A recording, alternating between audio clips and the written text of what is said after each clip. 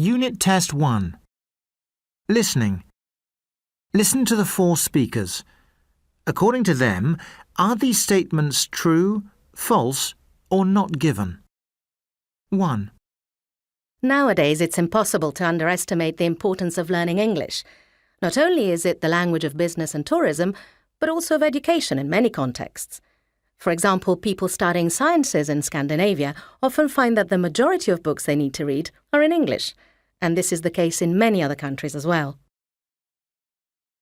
2. What makes a good story? Well, one that grabs your attention from the start, has characters that you can either relate to or empathise with, and has a powerful message.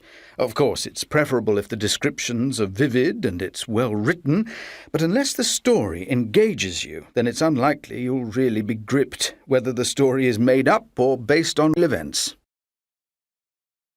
3.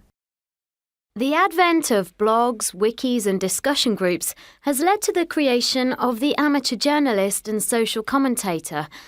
Now, in many respects, this is a good thing, but there are a few downsides. One of these is that the accuracy of many things on the web is questionable, and there is no easy answer as to how this can be avoided. Another problem is the amount of information that is now out there.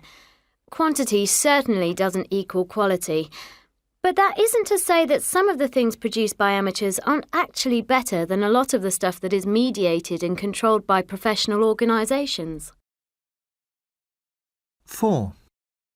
Science fiction or science fact? Well, what was seen as science fiction 40 years ago, for instance, people having bionic limbs, is now reality.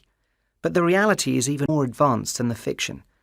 And there are many things that are fact, for example, an underwater snail with a shell made out of metal, that just seem as though they come straight out of a science fiction novel. Personally, what I believe this shows us is that reality is often more amazing than anything our imagination can come up with.